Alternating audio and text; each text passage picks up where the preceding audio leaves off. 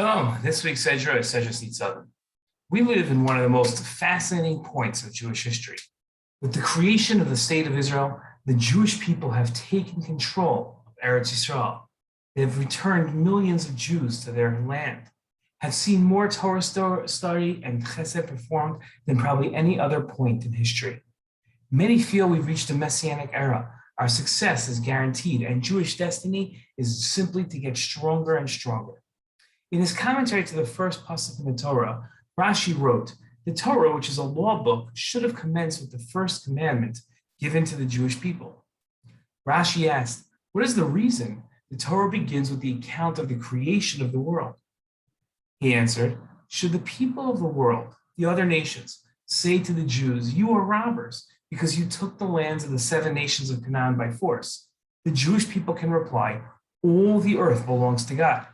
He created it and gave it to whom he pleased.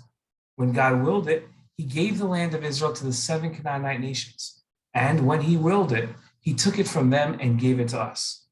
It is this argument that is the basis of the Jewish attachment to the land of Israel.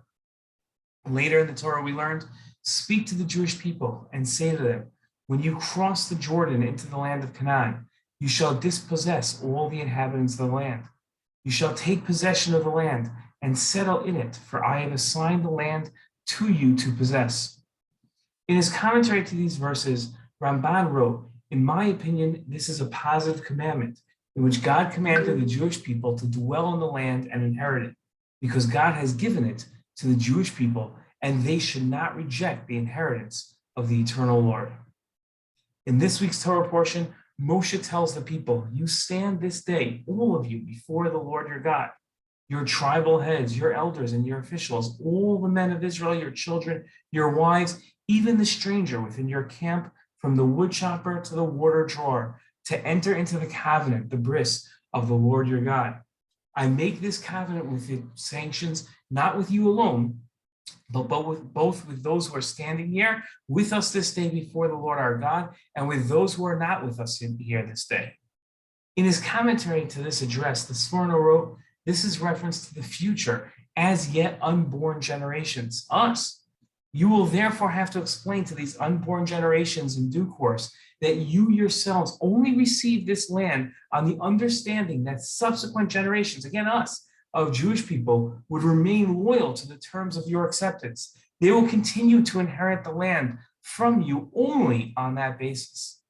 Success is never guaranteed for the Jewish people. The Jewish people's success in the land of Israel is dependent on God's relationship with the nation. If the people observe the Torah, God will protect the Jewish people and allow them to flourish on their land. But if the people refuse to observe the Torah, God will cause all forms of hardships to befall them. Their very hold on the land can be put at risk. The question of whether the state of Israel should be run according to Jewish law is not a practical question.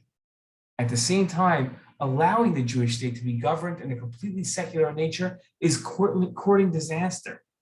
Any student of the modern state of Israel recognizes the supernatural events that have led to Israel's success. It's virtually impossible not to perceive God's hand in today's state of Israel. It is foolish to think without adhering to God's commands, we'd have continued success.